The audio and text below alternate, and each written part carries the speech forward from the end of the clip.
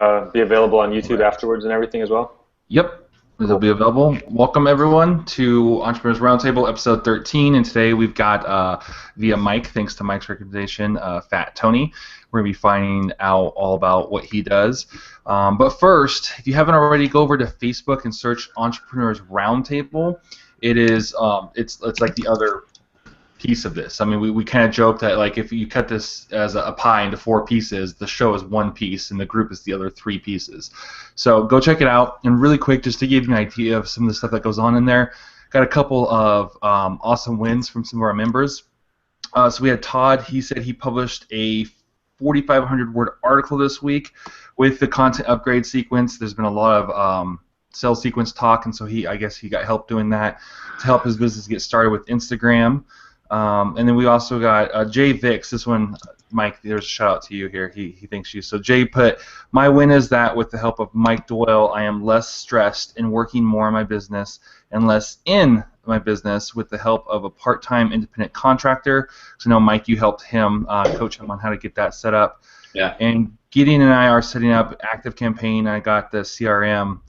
This group is amazing. So we've got some really cool members in there, all the way from, we've got like It Works and Mary Kay Consultants, all the way up to just like full-on entrepreneurs. We have a guy who's like sends out handwritten thank you notes. We've got marketers, all kinds of stuff in the group. So it's a great group to be in. If you have any kind of business or any idea of anything you want to do, even if you just want to take like your hobby and monetize it somehow, figure out how to do that more often, it's a great group to join, especially if you're an entrepreneur who's out there and you're just don't feel like you have a network. I'd say this is one of the biggest things, other than the advice, is it's starting to become almost like a family, right, Mike? Where there's a core group of people who are logging in every day and helping, and it's almost like that office, like the virtual office. When you're off alone and you're working in a coffee shop or an office or something, you feel like you've got no one to talk to. It's a great place to go. So definitely join it.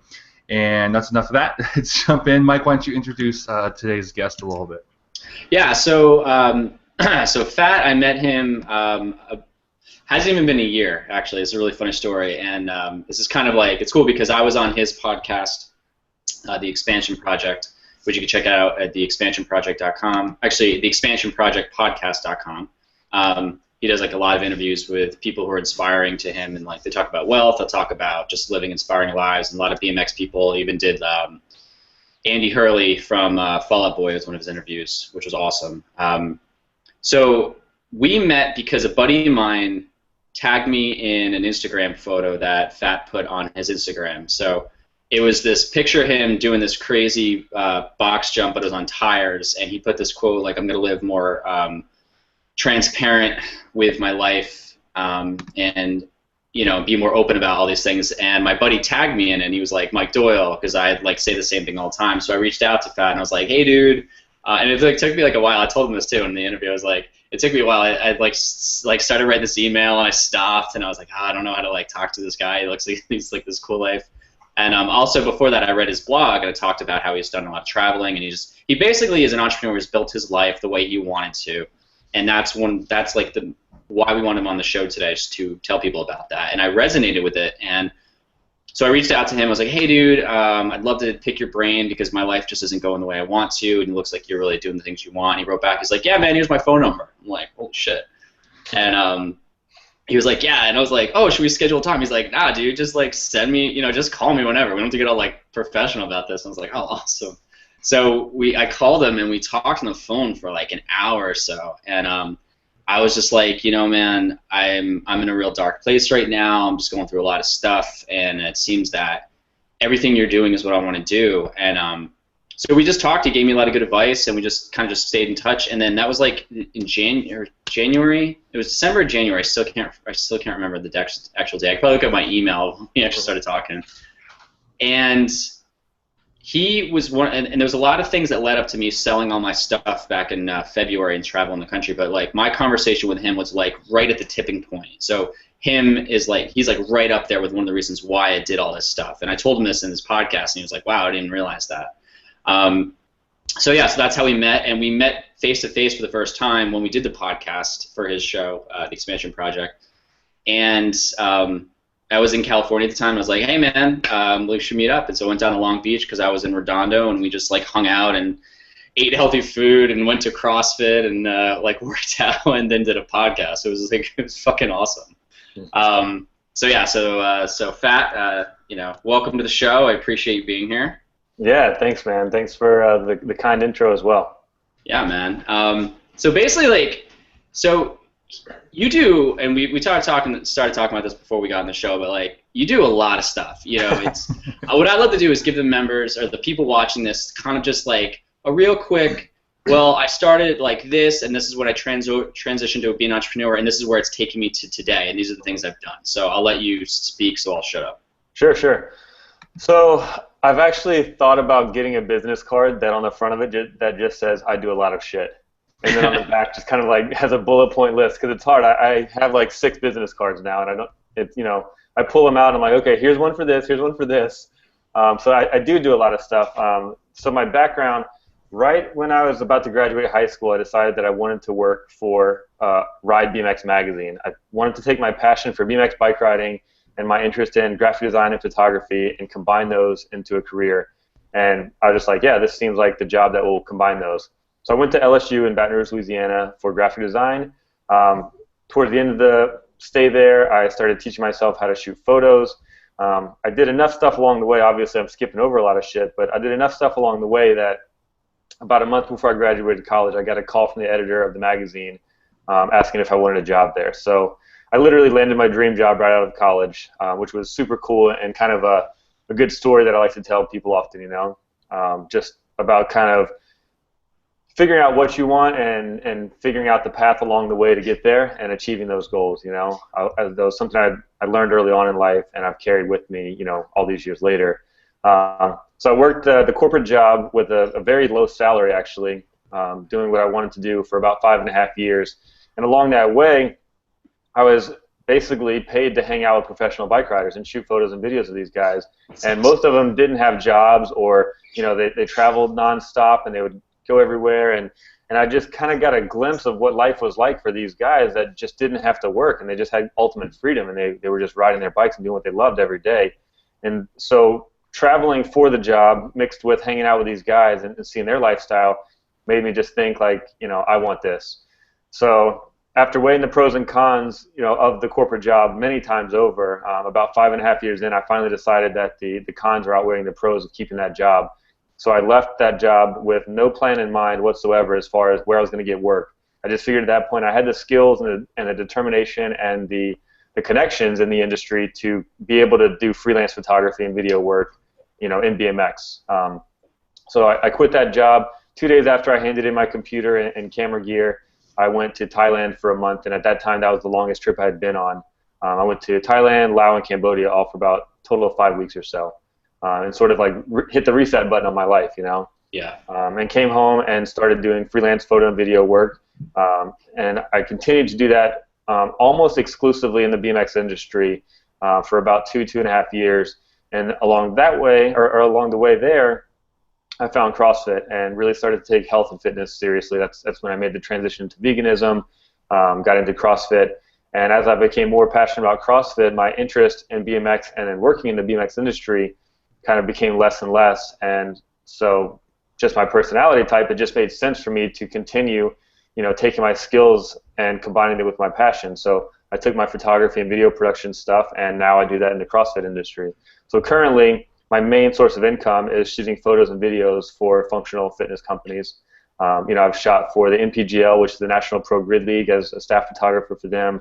I've done a lot of photo and video work for a company called Pure Pharma that does supplements and protein and stuff, and a handful of other ones as well, Yeah. So currently, my main income is the freelance photography and video work.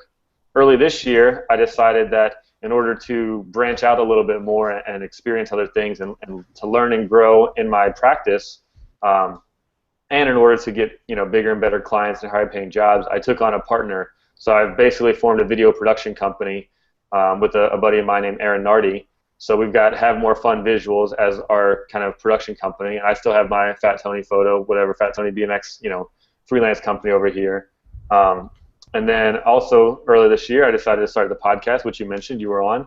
That's called the Expansion Project, and that was another way of just me to be creative and to learn and grow and expand myself and to give back to other people of my experiences. So I've got the podcast now, not making any money, and I don't know if at this point I'm going to really try to push for it to make money. I'm just taking that one as a personal project and as a passion project and as a way for me to just kind of explore things without having to make it a business. And then most recently, I started my newest company, which is called BreakParallel.com, and I have teamed up with a guy who has more of a financial background and a bit more of a business background. He's based in Austin, Texas. His name is Jarrett Scheinman. He worked for a company called Flow Elite, which does videos and like live web streams of different fitness competitions, whether it be weightlifting, powerlifting, or CrossFit. And he worked for one of the Grid League teams at one point doing their accounting and bookkeeping or something like that. So he's got a good business sense, and I've run a website like this because when I worked for the magazine, I ran a website. So what Break Parallel is a place where we curate and aggregate all the coolest content from the functional fitness world. So when I do a video for Pure Pharma, for example, they put it on their Facebook and their YouTube, but unless you're following that company directly, you're probably not going to see that video. But it might be a video worth watching, and it might be a video of an athlete that you're super into, but you might miss out on it, Right. So Pure Pharma is doing videos like that. Keelcliff is doing videos. Of course, CrossFit HQ does content like that. Rogue and all these other companies are just putting out lots of cool content, but a lot of it's getting lost in just the ether. So what we're doing is just pulling all those videos from different sources and putting them on one website. We're also mixing that with different photo galleries. So every Monday we're going to have 30 photos of hot fitness chicks, which who doesn't love that, And then on Wednesday we've got a gallery called Random Fitspo. Yeah. And the Random Fitspo is just kind of anything that might be cool, whether it be an inspirational quote or a picture of a dope looking gym or a funny dog next to a barbell. Who knows what it is? Just cool random photos of fitness. Yeah. So that's the basis of Break Parallel. So as I said, I've got a bunch of different little niches that I have going on now, and the challenge is picking priorities and figuring out which one's most important at any given time and which one needs to be worked on and which one's going to bring in money to help me keep the engine going. Yeah, man. Like the hardest part about interviewing you is like I want to know everything about because like you have all these chunks. So you've got the vegan part, which I would love to know just for myself. Like I already do enough health stuff where like that's like a huge step that I don't want to jump into. But like I'd love to ask you questions about that. The BMX world, like I'd love to know about like that in general. And CrossFit, obviously, you and me could talk about CrossFit like all day long. So like really big into it. Right. And but Break Parallel, like the thing that I know that like that's the latest one, so I really want to like dive into that one too. But I'm trying to like figure out where I should go. But the underlying thing, really, I think that a lot of people get from watching this, I'm guessing, is just the fact that like again, you do run your own life and you do kind of go off of what you feel. And the one thing that stands out to me that you've really done is you found a niche, and it's just health related. And because like, why did you choose health as that focus for doing business for that? Like I said, the way I'm wired is that if I'm into something, I'm kind of an all or nothing type personality, really intense personality, and it's just how I'm wired. I have a hard time kind of focusing on multiple different things, which it's funny saying that after I just said I did so many different things. Yes, But yeah, it was just taking my passion. Like I said, I got into CrossFit, I drank the Kool-Aid, and I was just so into it that I was like, well, this has got to be my career now, Like, I don't want to. I want to reach my goals in life by doing what I enjoy. So I know that I could take my skills and my mindset and my work ethic into just about any industry that I could throw a dart at and succeed and probably make a shitload more money and be able to reach financial freedom a bit quicker. But I'm not willing to sacrifice doing the things that I love. So I want to, like I said, achieve those goals through the things that I really enjoy doing. And right now, that's CrossFit in this fitness world. Yeah. Do you find that like the fact that you will work out a lot, because like we'll like hit each other up here or there, but like we follow each other on Instagram. Like you're always in the gym, or I'm always in the gym, and we always like post pictures and stuff like that. Like, do you find that keeping that lifestyle going because you are in like CrossFit worlds or like the BMX world, like I'll see like you still ride your bike and stuff, right? Yep. Yeah, like you'll do that. So I feel like whenever you're going to places, you get to have this balance of like work and play. And it's the play that you like to do. Where like eating healthy it's always, that's a consistent wherever you do, and that's figuring out how to do that for yourself, which in the beginning is a pain in the ass, but then you just becomes routine and you figure it out. But like when you like every time you go somewhere, you're like, hey, I'm in this box in like Texas. I'm like, how the hell did you get in Texas? Then it's like, oh, I'm down there shooting Grid League or doing a BMX shoot or something like that, you know? Yeah, it's an interesting dynamic mixing the work and play. When I first started in BMX, obviously I was a BMX rider. And there was definitely a time in the beginning where I would go to do a shoot, and I'm at a skate park that looks so fun to ride, and I've got my bike there, and maybe I'll ride for like 5 minutes while I'm just kind of waiting for the rider to get warmed up until he's ready to shoot. Yeah. And a lot of time that kind of breaks the ice and makes the rider not feel like so on the spot and so much under pressure. Okay. Because you're just kind of, it gives off that vibe that you're just like a friend hanging out with them, which doesn't make it seem like, hey, I'm a photographer showing up, like, you got to do this crazy trick, like, go now, Yeah. What, as far as, because we have a lot of our people who are in a similar situation to where they're doing something freelance and they're trying to move over to more of like a branded type thing, which you kind of talked about how, you survive off of freelance and how you've got, you're moving into new ventures. I guess the question is, if you kind of, what is the main struggle with that really? Because you go from it, you start off as freelancing and you figure all that out, right? Like, I want to be an entrepreneur, and you start making money and you can't get the lifestyle down, and then you're like, for whatever reason, want more, consistent, or you just want to build that brand or whatever it is. You decide, okay, let's create something, let's put a site up, and let's do more than just take pictures or write articles or whatever it is. And then that's a whole nother challenge where you see like that second, I almost think of it as like a second wave of entrepreneurism, like, okay, now let's do this brand thing. What have been some of your biggest struggles from going from, just doing the freelance, which you have a lot of experience in, to trying to branch out into with your site and your new project and everything?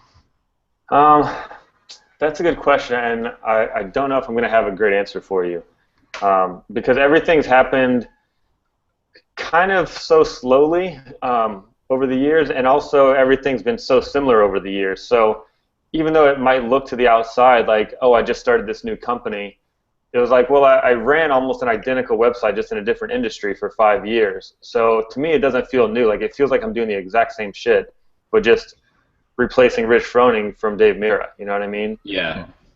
So to like start that website, to me, it doesn't seem like it's branching far out from what I've been doing at all. I think the most difficult part of all of it is figuring out the want and the why, like which thing is going to, reach your goals the most, which thing's going to allow you to have the most fun and enjoy your life the most, and balancing that with, what is actually sustainable for my income and for my happiness and all these kind of things. So figuring out like exactly what you want, and then finding the motivation of, okay, I want it, but do you really fucking want it? Like, are you really willing to put in the work to get that? Because for this website, I had the idea back probably last like September, October. It started floating around, maybe even a little bit before that. And then I started actually telling people about it about October, November.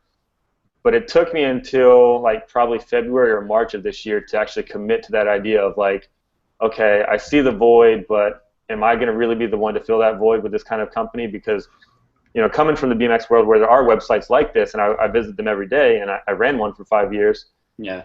I was looking for a website like that, and I was like, somebody's got to do this. And I'm like, fuck, I don't want it to be me. I don't want to like create a full-time job for myself. Like, I don't want to, take away the freedom that I've been having and enjoying. But after talking to enough people about it and really just evaluating my life and what I really wanted, and what my next goals were and what's going to help me get to my next goals, finally decided like, okay, if I find the right partner, then I'm willing to do this, and luckily I found a guy that was able to keep me motivated and help me out enough to make it happen. Yeah, it was funny because when I went on the site, because you had posted it a couple weeks ago on Facebook, you're like, hey everyone, I'm just going to announce this, I'm doing this. It was like, it's like a soft, it's like a it's like the grand opening, but it's kind of like a soft opening too, because it's like to your friends, and you don't really know. It's like the problem with promoting on Facebook is like you'll think it's the greatest thing ever, and you get so excited, and like you get like 2 people like, and I don't know how many likes you got, but I know when I do that, I'm like, I'm so pumped up for this. It's like 2 likes, and like one of them's my mom, and like one of them's someone else who doesn't even know what the fuck I'm talking about. I'm like, oh my god.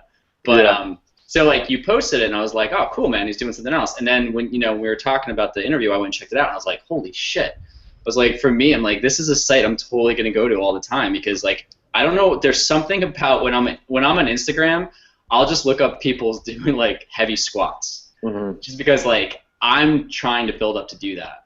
And also at the same time, it's like, yeah, I'm looking at like hot yoga girls or like girls who are like into lifting, but like not like super jacked, but just like that middle road CrossFit or like in shape girl where I'm like, all right, cool, this is like the best of all the world. So I can be like creepy and I can be like educational and how to do a proper squat. It's funny, man. So I know that you can understand like the idea of when you look at something so much like kind of the idea of The Secret, Yeah. You got your vision board or whatever. So on the back of my computer background, I've got this awesome Mercedes car, and that's like, keeping my eye on the prize. Every time I'm working, I'm looking at that car, and eventually I'm going to get that car. Yeah. And the same idea applies with with the fitness girls on Instagram, I think, because it's like, the more you keep looking at them, and the more you say to yourself, like, dude, like it's possible to get a girl that's this hot, like, eventually it's going to happen. And for me, it took a long time, but it eventually happened, and I actually found a really dope girl that looks just like those hot girls you see on Instagram and everything. And so please keep going to Break Parallel on Monday and looking through those photos, because the more you look at them, because I'll find my wife. Come true. Yes. But Mike, going back to I don't feel like I fully answered a previous question. You were talking about kind of that balance of work and play. Yeah. So early on in the BMX days, I would go to a skate park and I would be like itching to ride my bike. But then after a while, like I was able to separate the work and play more, and then after a little more while, it became to a thing where I would get to a skate park and I'd be so focused on the work that I wouldn't even consider riding. Like I just didn't even want to. It was like, I'm here to work, and I'm going to ride my bike later. And it was a very distinct mental separation there. I'm not quite there yet with CrossFit. Like when I go to film a CrossFit video in a dope gym and I see these people throwing down, I'm like, damn, I want to get in there, Yeah. Maybe a little bit different when I'm shooting the actual CrossFit games, because that's like the elite on the big stage, and you can't just like jump in there and like move floating aside. Right, I'm like so far removed from that, and I'm on such a much smaller level than that that's not quite the same. Yeah. But that's what's cool about sort of transitioning my career path right now in the industry that I'm working in, is that I still have that new excitement right now, in that gym. And eventually I'm sure that'll wear off, and eventually I'll get to the same place, But for right now, it's pretty cool, and, one day I'll be able to separate it a little bit more. That brings up like a good point. And I just want to I just want to cut you off for a sec, Jared. Like that's a big thing I think that entrepreneurs have. It's that you just said, like, when I get sick of it. And I've had that before, where when I'm starting something, I'll start to question myself and go, when am I going to get sick of this? And then I'll actually start working against me to actually start it. Because I'll be like, oh, I'm gonna get sick of it for this, or I don't want to do this, and I don't put time. It's like I started doing this thing where I started try to focus on doing like health coaching and doing like online phone calls with people and like try to help them. And like as I was going through it, I was like, do I want to spend 40 hours a week on the phone doing this? And I started just kind of like working against myself, and I think a lot of entrepreneurs have that, where they start doing something, and especially if it's attached to something that they love, they start thinking like, I'm gonna hate this eventually, So have you found that with the things that you're doing? Yeah, so there's definitely a part of me that, looks at shooting photos and videos as work. And there's a big part of me that would rather be out surfing, or rather working out, or hanging out with my dog, or riding bikes, or whatever it is, and not working. So there's definitely still like, oh, this is a job, and there's times that I don't want to do the job. Yeah. But with my newest company, Break Parallel specifically, part of the reason, and this is being very kind of candid and honest right here, part of the reason I ended up leaving that job was because I felt like I had gotten pretty stale and stagnant, and I wasn't really growing much, and a lot of what I ended up doing was this aggregation and curation of content as opposed to creating my own content. So with that said, now I have a site that's 100% aggregating and curating and no content creation. Yeah. So I knew early on, and that's part of the reason why it took me so long to decide I wanted to do it. I knew early on that sitting here posting on WordPress and finding videos and sifting through videos and photos, that was going to get old real fucking quick. Yeah. So that's not the glamorous part. But again, if you look at the bigger picture and you figure out like what are your goals in the long term and what's going to help you get there, and what is really worth it, then I look at this as a much bigger picture. Like, this is just, the actual posting. Yeah, it's time consuming. Yeah, it's not super fun right now, but that's just a small step you got to take in the big scheme of things to make it all work. And I do see this as something that can really help out brands get their products and content and their athletes out there. I really feel like athletes are going to be able to benefit from this by just getting coverage and getting exposed to more people that are looking for this kind of content, which then in turn makes them more valuable to potential sponsors. And then just the community, like having a place to go to. I really feel like, as much as this is a business venture and I do want to make money on it, I feel like this is just a win-win for everybody that's interested in this kind of stuff. And so when I see that and I see the potential growth in it, and knowing that one day I'm going to hire people to do the posting, and I'm going to be kind of running the business on the back end and stuff, that's what gets me excited, and that's what gets me through the day-to-day posting right now. That'd be hilarious if you had like a sponsorship quota section where, like, say Pure Pharma just like sponsors like a 30 block of photos, and it's all of their athletes just like this with like the product. So they're like getting in their monthly quota of them being seen by people. Yeah. I just call it like blatant product promotion. So people are like, oh, that's cool. It's like Wayne's World, Yeah, I mean, the idea, is to be able to promote the sponsors in the exact opposite way of you're talking about. You know what I mean? Yeah. So, when the videos go up, sure, it's a Pure Pharma video, but at the same time, like, it's an inspiring story about Rasmus Anderson. So you're getting stoked on him, and then obviously you get to see the product stuff as well. And it's like that. Eventually, it's gonna change and be a little bit organic and fluid as far as, we're willing to adapt to what the CrossFit or the functional fitness, world wants to see. If we decide that they're not into X, Y, Z that we're doing, but they would rather see this, then, we can change that and give them what they're looking for, Yeah. Eventually, we're going to have a lot of really cool, like, kind of integrated sponsorship opportunities. So it might not be a whole photo gallery of 30 Pure Pharma images, but maybe in the middle of that gallery, there's just like, a quick photo of theirs with their logo on it, or maybe at the end or whatever. So that stuff's going to come with time, and we'll figure it out as we go along. But yeah. Well, this seems like a good section to take a quick little break and just announce something we started, I think, just last week, is wanting to put some more attention back on our members.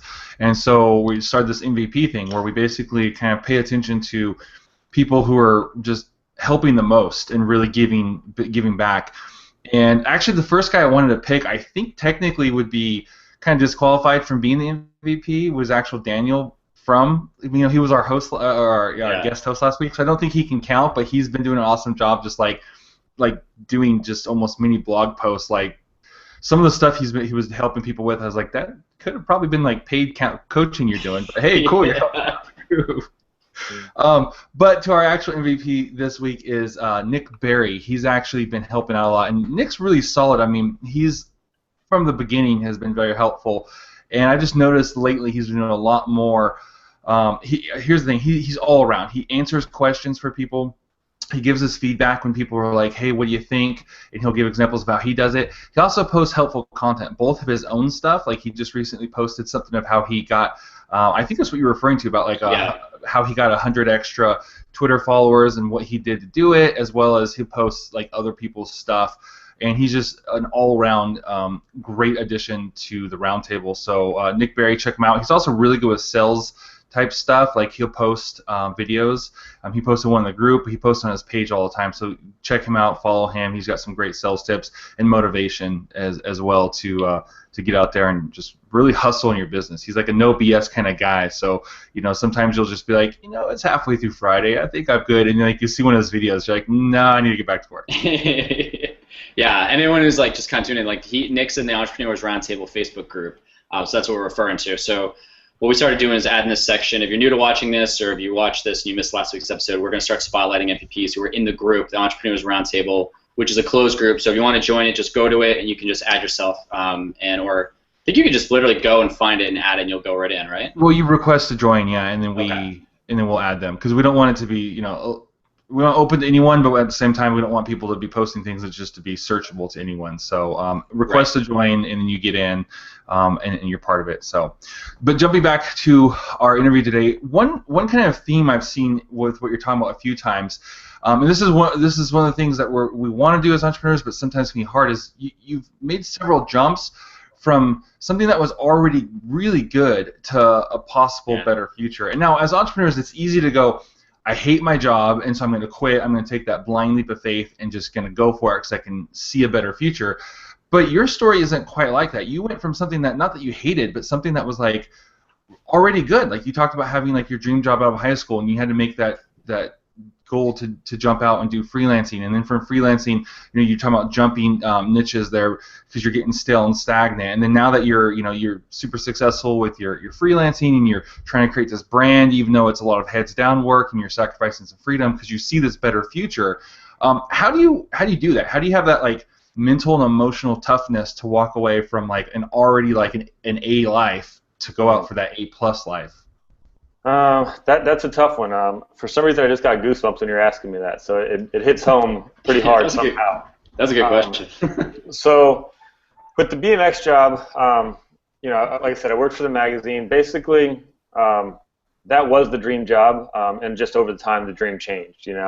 And along the way, I don't want to get too much into great detail on this. I've talked about this on my own podcast a lot, but basically, I worked with 3 other guys. Like I ran the website for the magazine. There was 3 guys that ran the magazine. 2 out of the 3 guys didn't really treat me that good, and we didn't see eye to eye, and we just didn't get along that good, and it made for a pretty kind of shitty work environment towards the end there. And it got to the point where, I was just over working with them and having to be around that type of environment. And like I said, I just weighed the pros and cons list, and just felt like it was holding me back from other things I wanted to do in life. And one of the big catalysts there actually was, again, I'll try to make this a little bit short, but I had like an annual review, and my boss was basically like, your work is good, but we don't like your personality. And he was kind of telling me like, you got to change this, this, and this about yourself. And I'm like, man, like some of those are like, personality traits that maybe I can work on to become a better person, but a lot of that is stuff that is me, and I want to stay true to myself, And so that conversation led me to think like, man, maybe it's really time to say goodbye.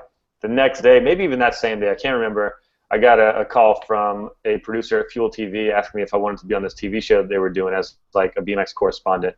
And television work was something that I was pretty interested in for a while, and I had done some things for Fuel TV, but a regular gig on a TV show was, another dream, Yeah. So I kind of took that as like a sign of like, not a sign from the universe saying you got to quit, but a sign of, I'm not going to be able to take this TV show gig because I work at this company. So now this company is holding me back from other things I want to do in life.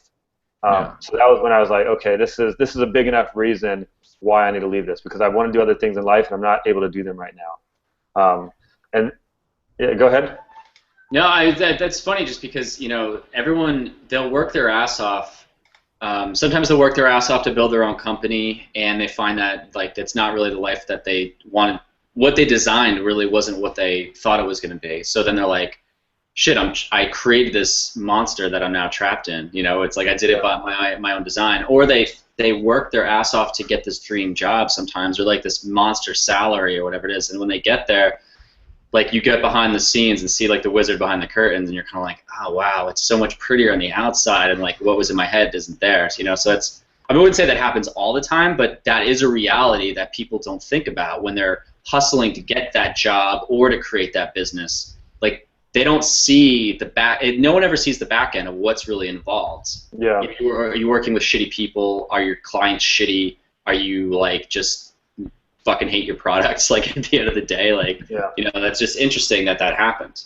Yeah, and like I said, when I made this goal of working at this magazine when I was 17 years old. Like hadn't graduated from high school yet. So at that time, I didn't know anything about lifestyle design or living a life of freedom. I knew go to college, get a job. You know what I mean? Mm-hmm. That's what I knew. So that was like my goal. Like I said, my dreams and goals changed over the years, partly due to the people that I was hanging out with, all these pro riders and everything. So that was definitely a big part of it. Yeah.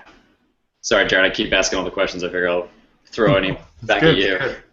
No, that was good. Quick, I'm sorry. Another thought that I was about to throw in there, just to kind of complete that little loop there. So when I left the job, like I said, it was actually a pretty small salary job, and so that was part of a factor as well. I was making at that time, like after I had been there for 5 years, my salary had gone from $33,000 a year of what I started at to about $38,000, maybe a little bit more. And this is in Southern California. So Jesus. $38,000 a year, not a ton of money. So I was doing freelance work on the side when I worked there already, but I quit the job, and over the next 12 months, I traveled more than 200 days out of the year. I think if memory serves me correct, it was 206 days that year that I traveled after I left my job. I kept track of how many days I worked throughout the year, and it was about 120 days that I spent actually working, whether that be editing on the computer or out shooting or whatever else. And I made more than double my salary that year. Oh. Wow. I think I like the fact that, you, like when we did the podcast together, we started talking about there's this level that people think about with business. There's just like, structure and marketing and sales and dollars and blah, blah, blah. But then there's like the mindset part of it that a lot of people that they don't think about that. And it goes back to you have to constantly educate yourself and read about these successful people. Like I just got through Think and Grow Rich, which is about Andrew Carnegie or Carnegie. However, the guy in the book said Carnegie the whole time, and I was like, for the last 36 years of my life, I've heard Carnegie, so I don't know what the fuck is how to say his last name. Well, either works, man. I watched a documentary and the actors said one way and the narrator said the other way. My wife was like, "What is going on?" Dude, seriously, it was when I was driving from Santa Monica up to Portland, which it took me about 4 days to do. And I was between that, The Alchemist, and then I started listening to Think and Grow Rich. And it was just like, dude, like the whole time I was like, oh my God, you're killing this whole audio. But anyway, so yeah, it's like those successful people started talking about the secret is like what Fat just said earlier is it's all about the law of attraction and thinking about these things where there's certain people in business that think you just have to just hustle, and there's other people in business that like thoughts are things, and what you think about what you become what you think about the most, and that goes into the whole law of attraction. And when Fat was saying when he was 17, he was like, he was like, I'm gonna work for BMX. It's like whenever the point is that when you thought of doing that, like you just had that as your one goal, and you're like, I'm going to do this. Or when you were gonna start any of your companies, or like even you said like your girlfriend now you start dating, like you had a picture in your mind of who you wanted to be with. And I know that you and I are very transparent. So like you were single for like a couple of years, and like you couldn't find the right person, but you just had that one goal in mind. You're like, I will not what's the word? Compromise at all. I will not compromise my beliefs or what I believe, and that goes along with business. It goes along with relationships. It goes along with health. It's across the board, but you have to visualize it. But it's got to be one thing that you strongly agree on. Like one thing with some like features or whatever. But right. You're like, I have to get this, and it's cool that you thought of all your things. So it's like I feel like your life's design has come to fruition because you are a person who won't stop until you get that, and you won't compromise, and I think that a lot of people could really learn from that. Yeah, I think that's a big part of it, and some people might even just call it stubbornness. I feel like I've learned enough about myself over the years that I like to say that I just have an intense personality. I'm very goal-oriented, and I'm very hyper-focused. So when I do set my sights on something, it's really hard for me to focus on anything else but that one thing. And just to kind of elaborate a little bit more on sort of making that goal when I was 17, when you were about to graduate, people always ask a very similar question, like, what are you going to do after you graduate? Like, I would go to church, and, my people would ask that. I would go to family functions, and, my aunts and uncles would ask that, what are you going to do when you graduate high school? And I had like an answer that I said repeatedly over and over and over again. I said, I'm going to go to LSU for graphic design, and then after I graduate, I'm going to move to Southern California and do whatever it takes to work at Ride BMX magazine. And I said that when I was 17 years old. That's awesome. And at the time, I didn't know anything about the BMX industry. I didn't know anything about graphic design or the magazine industry. And then when I got to LSU, anything that popped up that seemed like that could lead me towards that goal, I would take it. Like, somebody came in a graphic design class and they held up an ad or a piece of paper that said, can you design a better ad than this? If so, then we want you to work at our magazine. And I was like, oh, they're offering a job at a magazine. So I got a job at the magazine that our college produced. They have a campus newspaper, and we had a campus magazine as well. Yeah. So I got a job there, worked my way up until I was the editor of the magazine so that I could learn as much as I could about the magazine business. Nice. Every chance I got to take a trip to Texas or Arkansas or Tennessee to go to a BMX contest or to go ride skate parks or whatever, I would go there, meet as many people as possible, like kind of keep my eye on what was going on in the BMX community and industry, and just always surround myself with that. Every month I would get Ride BMX magazine in the mail. I would read it start to finish, and then backwards and forwards again, I would look at the photos and study them of like, why is this photo so good? Who took this photo? Where were they when they took this? It was like my Bible, you know? Yeah. And in graphic design school, kids in my classes would like get annoyed with me and like kind of like be snarky with me of like, are you ever going to do a design project that doesn't have to do with BMX? And I'm like, why would I do anything but BMX? That's what I want to do with my life. So when I'm told to design a project that includes X, Y, and Z, I'm going to include X, Y, and Z around the BMX topic, you know? Yeah. So everything I did throughout college was like working towards that one thing.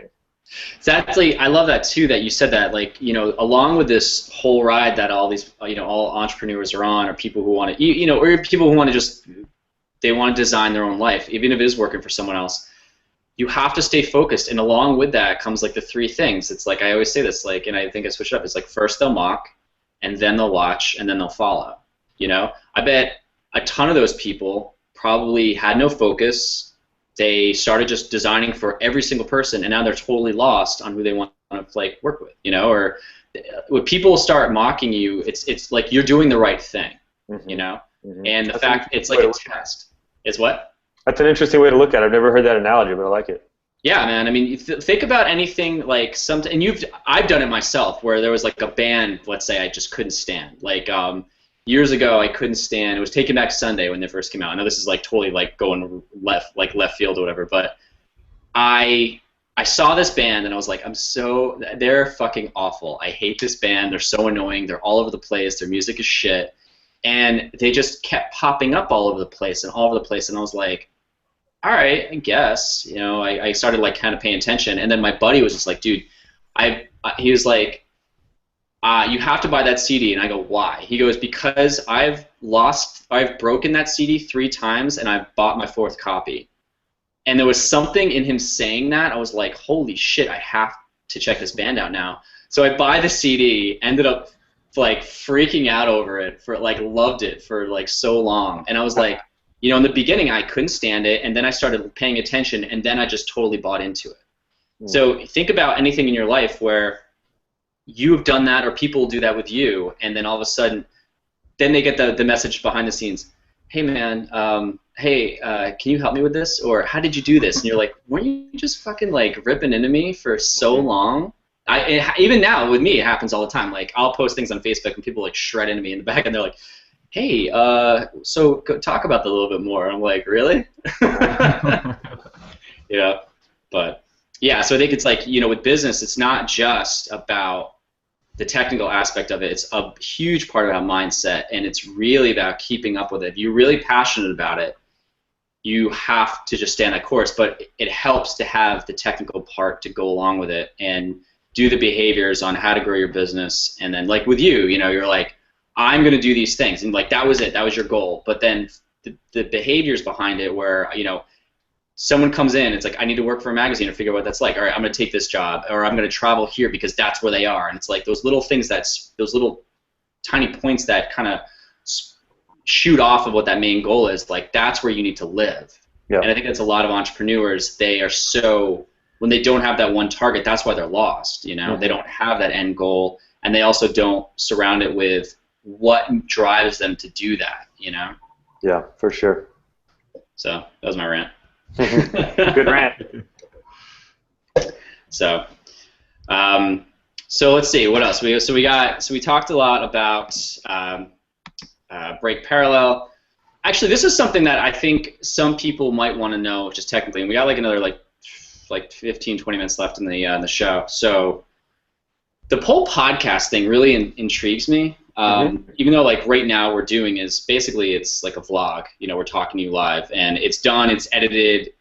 I mean, not edited, but it's like it's beginning to end. We don't edit it. There's like, you know, there's pauses and weird hiccups and stuff, but then we post on YouTube and it's done.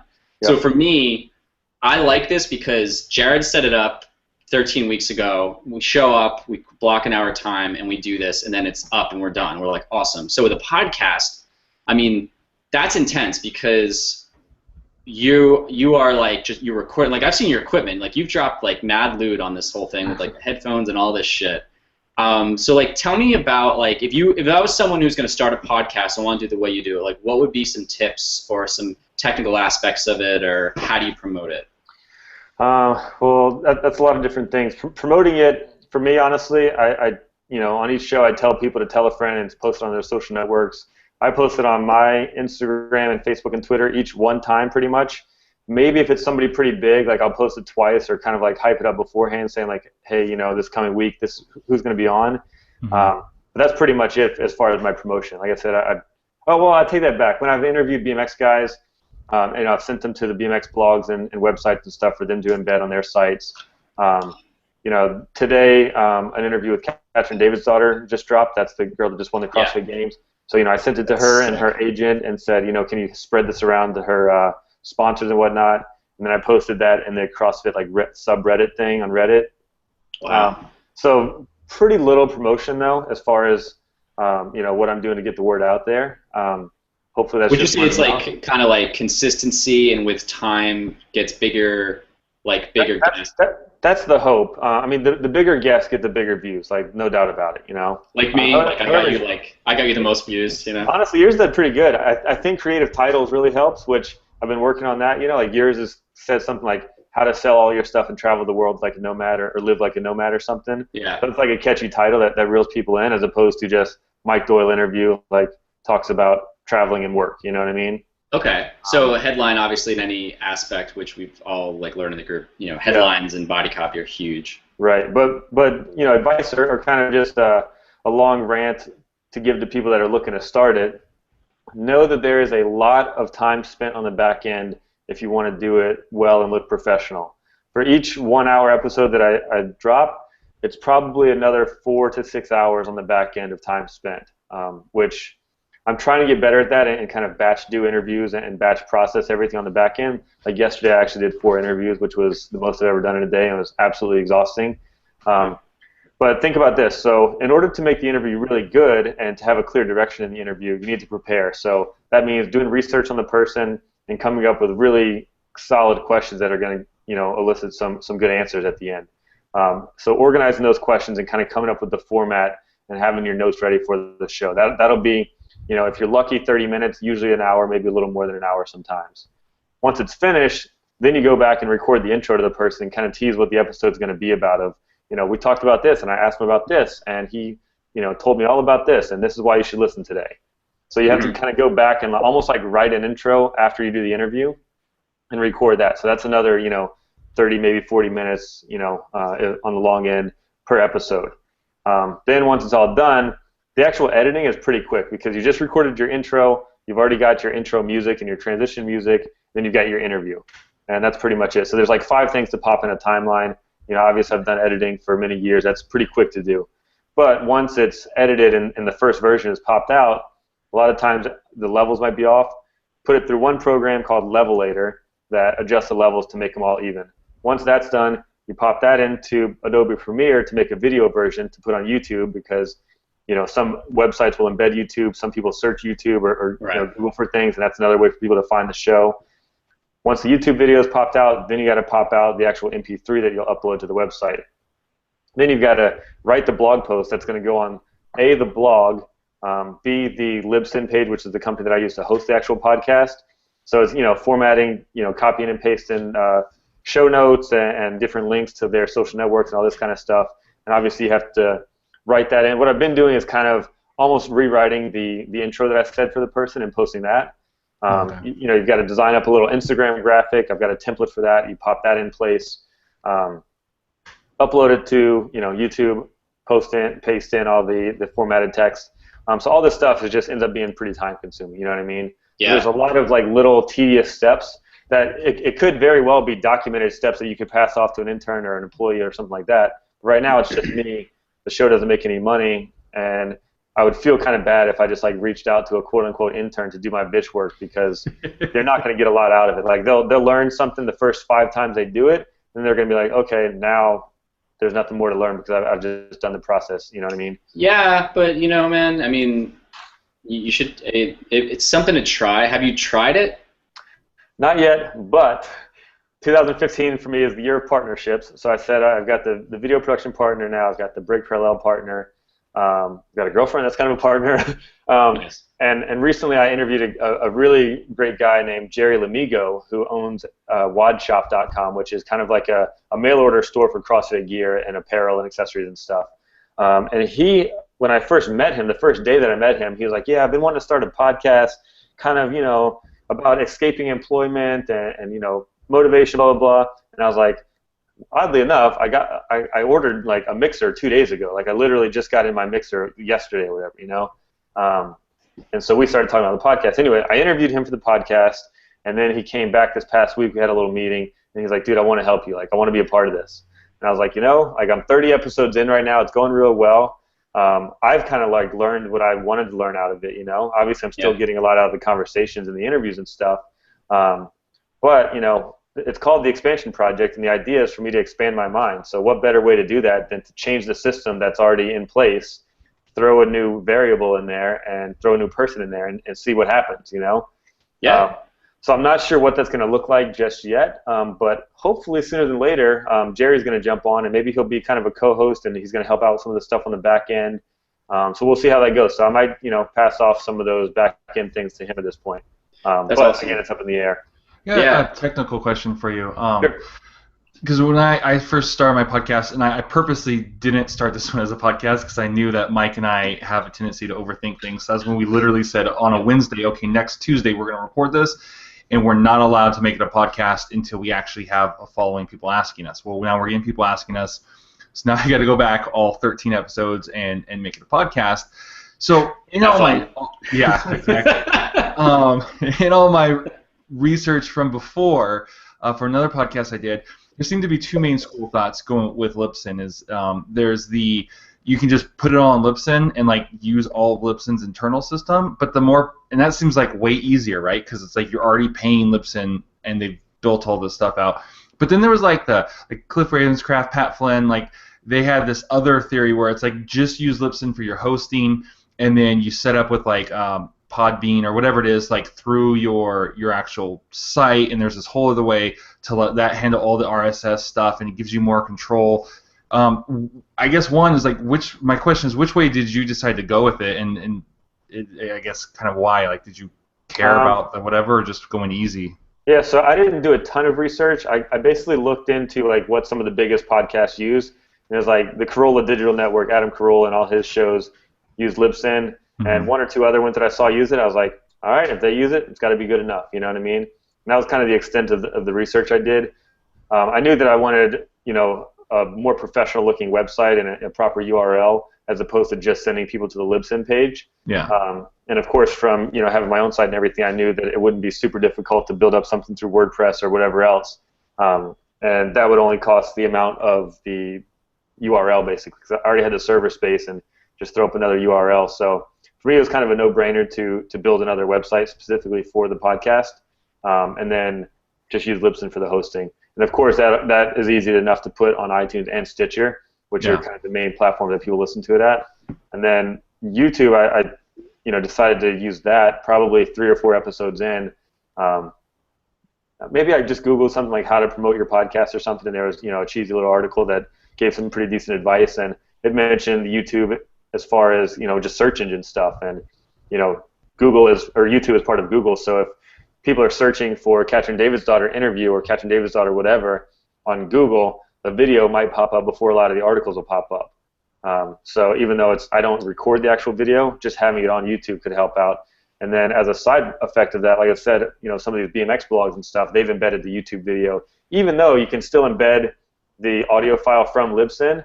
For whatever reason, they're willing to embed a YouTube video because that's what they're used to, as opposed to the Libsyn file. So that worked out as well. You might want to check out. Do you have a Facebook page for Expansion Project?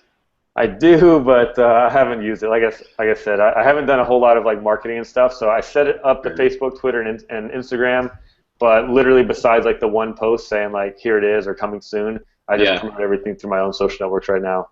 So what I'm thinking is that we talked last week, or I've heard about this Facebook video. It's really taking off. So I mean, you have 30 episodes of files. You should just upload them all to your Facebook page. Damn, you're right. You know what? I've been telling companies like that when I produce videos for them that Facebook is becoming just a very video-heavy site.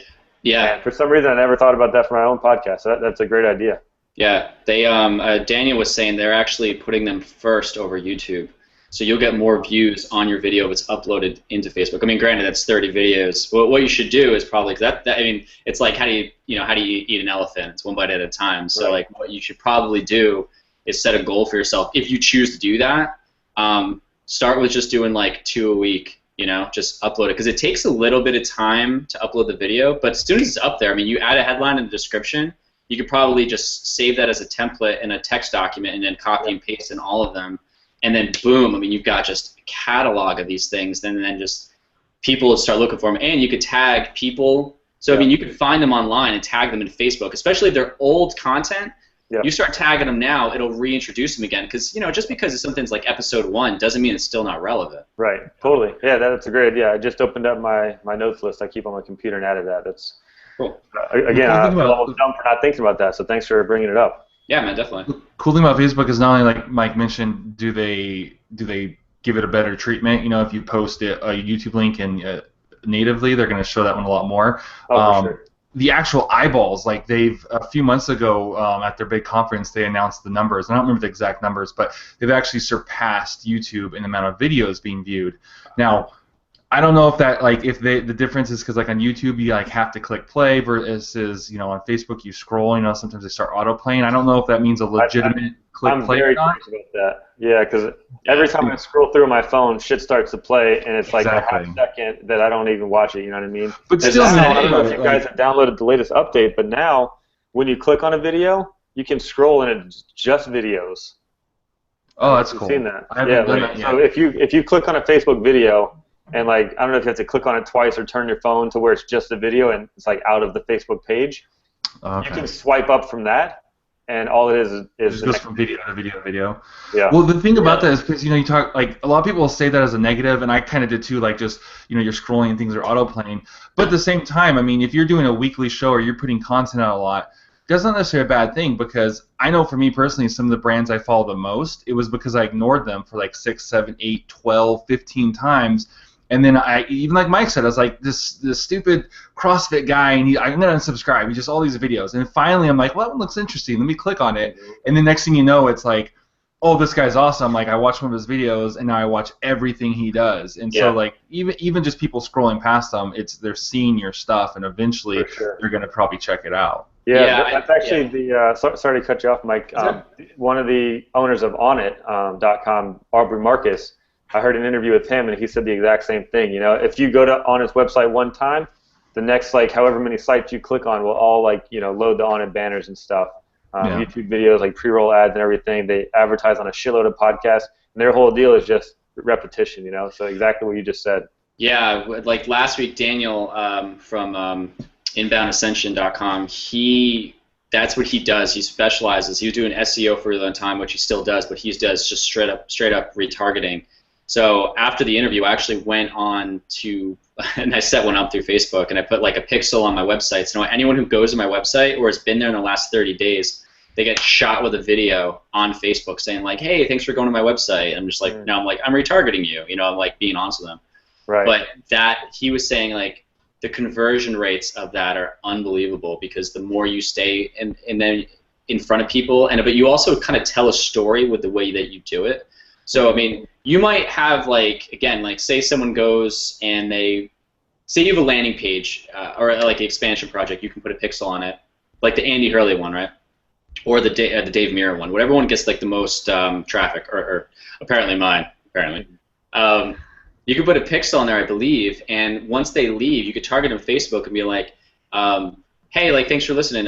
Here's a short clip of this audio, or here's another one that you might have missed that was kind of this topic, and you could put maybe 30 seconds of something as the piece they missed, and they're like, oh, so then they'll want to go back and listen to that, and you'll keep them there. You can get so creative. You pay for? What's up? Is that targeting thing something you pay for your site? It's cheap though. I mean, it depends on how much you want to spend. So what I did, I made a video, a real easy video animation for Daniel to promote with. All you basically do, and I mean, so let's put it in layman or real simplified terms. create the video of how you want it to be, right? So it'd be like, I want people to go back to this post, clip up like a 15-second clip or a 30-second clip of whatever the audio is, and be like, all right, I have my video. Then what you do is you go to Facebook, you create an audience, so you target your website, and it'll create a pixel. Again, there's a lot more detail and stuff, but you'll create a pixel, you'll put it in your code on where you want it to be on your website. So now it's collecting data on who's visiting there or who has visited in 30 days. And then, so now Facebook knows that audience. So when you go to create an ad, you could do choose like get video, or it's like it's the bottom of the list. It's like video, and then you put that, you target it at that pixel, and then you just create what the ad is. And so now every time someone goes to your site, it'll shoot them that video in their timeline, saying like, hey, you were just here, or like whatever it is you want the video to say. And you could do an ad spend of like $5 if you want to, or like $20. Right. And you could see, and then Jared has explained to me that if you're 20 cents or below on a click, that means it's working well. But if it gets like to $1, like $1.08, it's like, you know, you had one click out of 300, it was $1.08. That means that it's totally fucked up.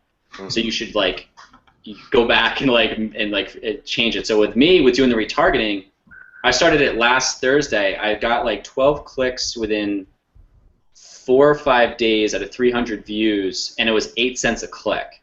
Mm. So I know that it's doing well because of what Jared had told me. So, and now I'm just going to do some A/B testing and see, like, you know, how can I do a different video, or I'll do a testimonial or something like that. You know, just get creative with it, and then because you know that's leading back to Drive 80, where I create. That's where my revenue is coming in.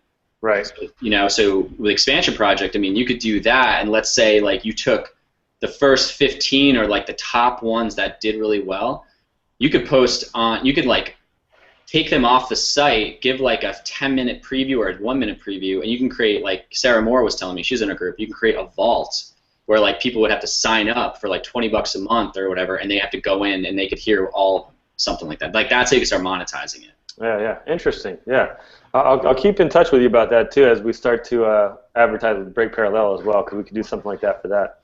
Yeah, we are definitely. Do need to wrap up here a little bit, so let's actually give you some time, Fat, to just kind of promote or a little bit of what you're doing. So people who are listening, they're just excited and they want to learn more. How can they reach you? You know, what do you have?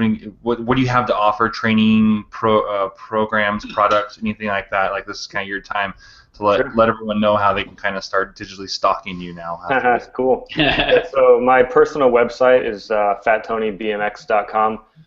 That I'm actually got on my list tomorrow to start redesigning that website to be more of kind of an all-around photographer and content creator, and just sort of encompass a lot more of the stuff I do as opposed to just BMX photography. Can I stop you for a second? Yeah. That was the site that I visited, and that was what got me to contact him to sell all my shit and move, by the way.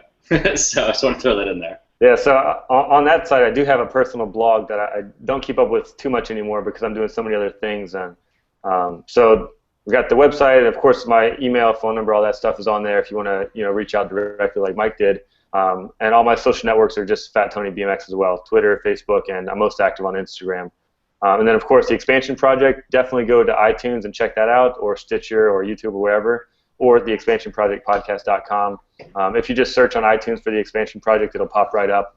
And then definitely Break Parallel. You know, that, like I said, if you guys are into CrossFit stuff, if you like watching videos of cool athletes or just looking at hot chicks, check it out, breakparallel.com. And that is about it. Yeah, I guess not offering anything at the moment besides my photo services officially, but if anybody wants to make me an offer of any kind, I'm always open to new possibilities and stuff, so hit me up. Awesome, man. Cool. Really quick, we're gonna continue to thank him and sign off here, but we did promise last week, or we kind of teased that Mike and I were going to hang around for a few minutes after the interview and talk about something we have coming up. So as soon as we say goodbye to him, don't jump off right away. We got a couple other things we want to say. So I just want to say once again thank you, Fat, for coming on. This has been good. Just again, I love the whole idea of just how you can. To me, it's inspiring how you can like look out there and go like, life's pretty good, but I'm changing. Maybe my dream needs to change a little bit, and see what it needs to be. And again, that's a skill that most entrepreneurs have, but again, they do it from the point of, oh, I'm in pain right now, so let me move forward. And you're like, you know what, I'm mostly good, but I can see that this is gonna outgrow this here pretty soon. Maybe I should start going now before I get to that pain point. And that's an awesome skill to have, and the courage to be able to do that. So it was, and just to see how you designed your life was inspiring for me, not to settle for, okay, this is what's around me, and let me just learn to be happy with it, but maybe to say, how do I want my environment to maybe look a little bit more? So thank you so much for that, and from our audience too, because I know it's going to be encouraging for them as well and help them in their journey. So thank you so much. Awesome, man. You're very welcome. Thanks for all the kind words, and thanks for having me on. Yeah, dude, thanks, man. And I added you to the group, so feel free to just post, be like, hey, it's Fat. I just did the Entrepreneurs Roundtable interview. Here I am in the group. Ask me, just I look forward to whatever, cool. Stealing ideas, giving it feedback, or like like whatever. Sounds good, man. Thanks a lot, guys. Cool, man. Cool. Thanks, Matt. Thanks so much for coming on. How do I get out? What do I do? You're totally ruining the transition. There we go. Okay, leave call. Yeah, right there. Now we can talk so much shit about him, right? Yeah. We always joke, actually, because normally right then, if you're watching this, if you watch them all the time, but if you're watching, we hit stop broadcast, and then we have these great little whatever conversations, and we're like, we should keep going. Oh yeah. But at the same time, we're also want to protect our guests and maybe something that they may say that they may change their mind or whatever. So or just their time. Or their time. Yeah, we go forever. So Mike, what are we still doing around? Why didn't we cancel here? We have something to talk about, right? We basically, Jared and I there's a couple things that we're doing right now. We are going to do there are a couple things. So Thursday, we're going to interview Ryan Bell on Blab. So we're going to change our forum for a minute, and we're going to go on Blab. And Blab is this new platform that is kind of like Google Hangouts, but better, because even though we use Google Hangouts, it kind of sucks. So Blab is where you have 4 quadrants and people are all on the screen at the same time. You can have live feed of comments coming down. So you can interview it. You can ask questions in real time. We're going to have Sarah Moore. She's going to help us moderate, I believe, a little bit. I think she said she was going to do that. I'm not sure. She's going to moderate. And the thing I really like about it is it seems to be Google's awesome, but it hasn't really upgraded since it came out. And to me, it seems like Blab is like Google Hangouts 2.0. And one of the things I really like is just from, because we're doing this show, obviously we enjoy it and we're doing it to help our audience, but obviously we're not 100% saints. One of the reasons is we want to grow our audience. Yeah. And the whole Google thing is cool, but no one's really on Google Plus. So it's not like we're growing our Google Plus audience by having this, versus with Blab, people can actually follow you. It's all connected through Twitter, so it's kind of like Periscope in that sense.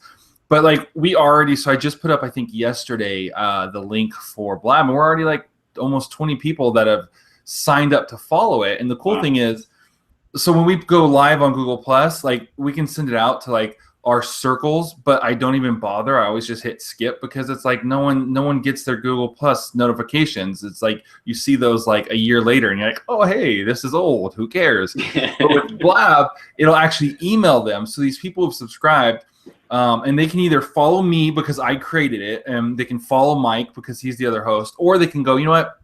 I don't care about that. I just want to hear this interview with Ryan Bell, and they can subscribe. And when we go live, it sends out an email to remind them. So then we get a better live audience, because again, no one's getting these Google Plus notifications. And so because of that, our live views are down, and then our replay views are really high.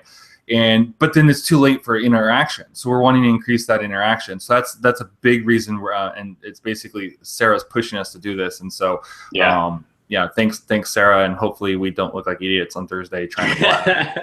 Yeah, Ryan's he's a really big deal. He's got a ton of Periscope followers. So I'm always comfortable talking to people. But for some reason because he has so many people watching him that I'm not nervous, but I'm fuck, man, I just got to be myself and just go with it, I was telling my wife, because again, I'm the same way. I can just start talking to someone. It can be out in public, or I get on these things and it's not that big of a deal. I just hit record and I'm like, yeah, whatever. I'll just say something. If it's stupid, it's funny. If it's brilliant, it's brilliant, But so my wife was like, this will be interesting, because it's the first time that we have had really cool people on, and we've had good views. But this is the first time that we've had a celebrity on, an internet celebrity. And I was so it'll be interesting to see, how it goes, and if we end up being whatever. So it'll be a test. Like the people we've had on, like they're like starting off, or they've been doing it really like Fat, like he's been doing this for a long time. So he's got a solid audience of like a lot of BMX riders and like I think the CrossFit audience and stuff. So his audience is more like behind the scenes following, where it's like not in your face and you don't know. Cause like we did the podcast, he had a lot of people responding to him, and I was like, I had no way to see the metrics of who was watching. With Ryan, like you can see his metrics of who's following him. And it's like insane, and he's hosting the Periscope Summit. Well, he founded the Periscope. Yeah, that's right. Summit. Yeah, my words are coming out weird. Yeah, it took us forever because we kept like I thought he worked at Periscope. No, you thought he created Periscope. And then like Sarah kept going, no, he doesn't. And I was like, he did this. He like works there. I think he's like head of promotion because he's always talking about Periscope. And you find out he has nothing to do with the actual company of Periscope. Yeah. He started a conference, basically the Periscope Summit. So because of that, it's a really good marketing strategy because Periscope is brand new and no one knows anything, but all of a sudden Ryan A. Bell is like the foremost leader in Periscope because he created the Periscope Summit. Yeah. So I know he did stuff before, but like my perception, it was like the overnight fame thing where it's like he was doing really cool stuff. I never heard of him, and all of a sudden it's like all these people who I know that are like think are really good at Periscope all look to him as like, you know, well, I mean, we accidentally thought he worked and created Periscope because of Whoa. There's no we. You thought he created Twitter, okay? That's even worse. No. Twitter started Periscope. No, you kept saying, oh, this guy created Periscope. I know you were joking. That was joking. I know he was so annoying, Sarah. Okay, let's get back to what we're actually like offering though versus just, hey, we're having another blab. All right, so we're doing a blab. So Thursday we're doing a blab. It's gonna be 4 p.m. Pacific Standard Time, which is basically like I think 8 a.m. Friday morning in Australia or something like that. Or you and your crush on Australia. I do love Australia. I'm not gonna lie. So we got that, and then we are gonna set up a Thursday or Thursday or Tuesday. We're still getting it narrowed down. Where we're gonna do a in-depth retargeting, like a look at retargeting with Daniel. So Daniel's going to walk us through like a real step-by-step on really getting more technical on how to utilize retargeting. It's going to be a paid-for webinar basically, and we haven't really come up with a cost yet. Probably like $2,000. I'm just kidding. No, I thought it was 200,000, right? 200,000. That's right. It's for the people who really, really want it. Yeah, there you go. So that's going to be in a couple weeks, and me and Jared are brainstorming right now doing a. Well, really quick, I want to say something really quick about that because it's really easy, even me, because I'm designing the sales funnel right now. I mean, it's going to be a lower price product, probably in the 50s or something. I don't know, but not 200,000. It's like, you guys crazy? It's like we only have to sell one. Anyways. Bill Gates really wants them to learn about retargeting. Exactly. So it was like this whole idea. Even I thought it was like, okay, so what, working on the copy and stuff for the sales funnel, it's like, what's the difference between what we already did, where Daniel, it almost seemed to like, give away the milk without making you buy the cow.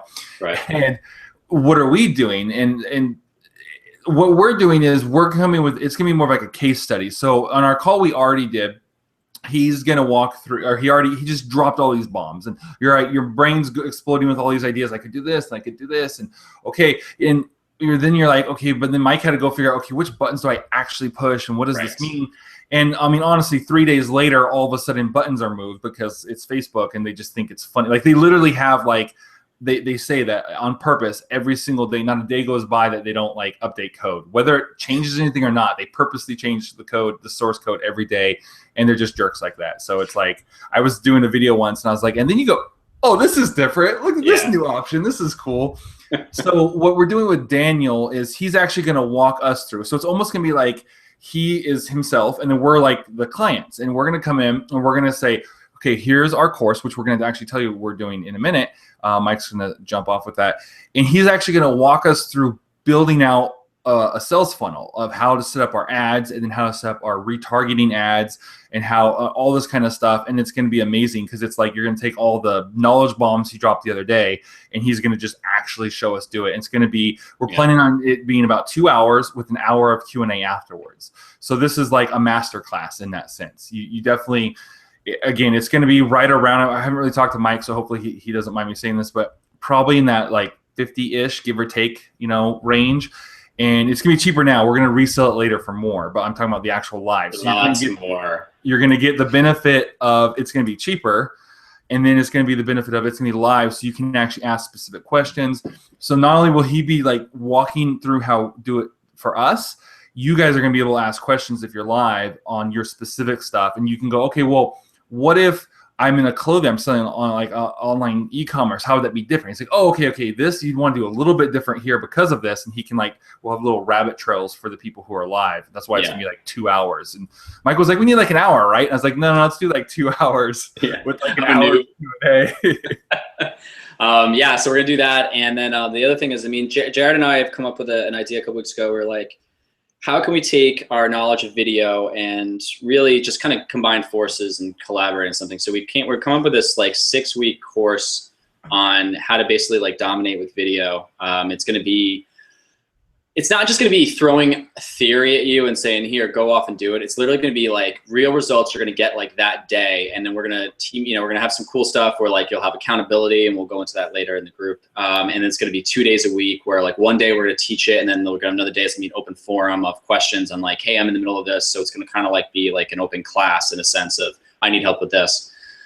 So we're shooting to launch that in September. And we're still kind of just working out the details and stuff, but but we can tell you the results though, like because we're still working, and part of it is because we're gonna work with you guys what exactly. But the whole idea is we're calling it. We may change the name, but it's called Video Branding Now, and the whole idea is to grow your brand, get your brand out there, and grow your business with video and how to use it. And of course, it's super timely now because of with retargeting and Facebook just opening up the videos and how it's so much more effective than regular.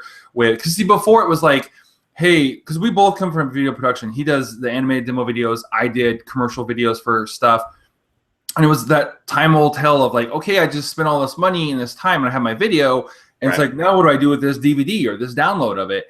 And now things have caught up in terms of how you can distribute it. You're not just throwing it on YouTube and then trying to spam it on Facebook. Between the retargeting and between all this stuff, the live streaming stuff going on. So we're going to be covering we're going to have 3 sections. And in broad sense here, we're going to be covering like the live stream, like right now stuff. We're going to be talking about the more casual stuff, like, okay, using your iPhone and the the camera and microphone on your computer to do like the lower quality stuff that just converts really well because it's so natural and off the cuff, as well as a little bit of the higher end stuff and how you can use some of that. And not high end as in like super technology, but high end as in like putting some thought behind it. Because like I've got a YouTube show I'm building, and so some of that strategies of how you can actually build an ongoing like series or something to for a good example, so it's not just like $100,000 cameras. What I mean by higher quality ongoing would be like the Sumo Dojo, the app Sumo they used to do. They just threw a DSLR up, but the idea of how they were able to build a YouTube following and get customers off of having this themed show that they were doing. So like Mike said, this is not like a knowledge drop thing. This is you do it. You come along with us. We're like your coaches. You're going to have the accountability partner. And the whole idea is at the end of the 6 weeks, you're going to have all this stuff set up. So during the live streaming section, you're actually going to have to get over your fear, and you are going to live stream like that week. And so you're going to have multiple actually. So in the section, the 2 weeks of live streaming, you're going to probably have half a dozen to a dozen live streams done, Blab, Periscope, whatever we get into. You're just gonna be over your fear. You're gonna have done it. You're not gonna learn about it so you can go and think about a strategy of how you're gonna incorporate live streaming in your business. You'll be done with it and you can keep going. Same thing for the casual videos. You're gonna have recorded and edited your first video, even if it can all be on the iPhone. Like I've done short films with my kids and visual effects and color correcting all on an iPhone, and it's only 16 gigs, so it's really hard to do because there's no space. So there's like almost no, like if you can Facebook, you're going to be able to do this stuff. And it's like I said, it's all about the results. And so by the time you're done, you're going to be having these results. You're already going to have new subscribes and followers and hopefully even sales and whatnot from putting this stuff out there. And that's why it's like Video Branding Now. And I'll say really quick, and I know Mike probably wants to say something. The idea behind it, when we first came together and I said, hey, I love the idea of partnering together, and of course, I love the idea of doing video. I said, but I don't want it to just be an information course. And I know, and I won't say the name of it, but there's a course that Mike and I were both in that we talk about, and we talk about the group of how we met. So I basically just said it. When they really marketed it as like the last business course you would ever need. And I feel like they didn't quite follow through. I mean, maybe I shouldn't be saying this, but like they built it on that idea that it was like the business course to end all business courses, and they were going to have the accountability and whatnot. And they kind of automated it a little too much. And at the end of it, it didn't quite help. It didn't quite hold up its promise. And that's not going to be the case. Like, this is going to be a lot of time from us. Like I said, we mentioned the whole accountability partner thing. Like, you will actually have the results, not the knowledge or the course on your hard drive to get around to, or not the knowledge that you're going to one day do, but like you will literally have the results by the end of it. And we've already got some kind of sadistic built-in things to force you to actually do this stuff. So if you're lazy, too busy, procrastinator, one of these people who spends too much time in their head, this course is for you. Like, if you need to grow your business, you may not even be that interested in video, but like if you're interested in like, I need help, I need to actually do something, this course is going to be like therapeutic for you, because we've got some plans. Yeah, man. So, I mean, that's pretty much it. I figure we'll just kind of just wrap this up now, and that's it. So we got a Blab on Thursday with Ryan Bell, Periscope superstar. We've got the 2-hour webinar we're going to do with Daniel Danes Hutt from inboundascension.com. That's going to come up in a couple weeks. And then in September, we're not really sure when it's going to be. It's going to be this the 6-week course on just basically mastering like your video marketing, just becoming like awesome with it, and just taking action steps right away. So that's pretty much it. For myself, I've changed from Paleo Riot to Drive80.com on the bottom, just because I'm trying to just get more animation stuff going on with Drive80. I added some coaching in there. It's you can see on the site. That's pretty much it. Jared, do you have like a quick? I don't know. Just subscribe to the YouTube channel. So if you're watching this on YouTube, just hit subscribe. If not, go to YouTube and search Business Hero. So really, the two main focuses there is this. And so my thing is really more about you this week. It's this. We're going to keep putting these out, and they're going to be awesome. Even the Blab stuff is going to get put over. We're going to have iTunes podcast as well as YouTube. We're going to really promote both of those still and get you the content. And then also I have an actual show coming out, called Business Hero, and it's just a really funny comedy sketch show with teaching about how to get your business going. And so whether you need to learn about business marketing and strategies, or you just need a break from your business and be able to laugh at the avatar of yourself of like the business entrepreneur, it'll be good. I put a test or the pilot episode out a few months back and had some really good feedback, and I have a great team I've been working with every week, and we got like the next 5 episodes recorded. And so just subscribe to the YouTube channel, so you can keep up on this show as well as that when it comes out. And that's it for me. Cool, man. All right, so that's pretty much it. Yeah, so it's 2:20. Even though we stopped with a guest, we're like 20 minutes over, whatever. It's like, no, we're not over, because we said we were doing a special extended. So if they didn't care, they're already done. They were done at the hour. We were like a minute and a half early, and we only went like 3 or 4 minutes after. So we were really good on timing this week. This is the bonus feature of the DVD. Yeah. Cool, man. All right, guys. We will see you on Thursday on Blab. Later.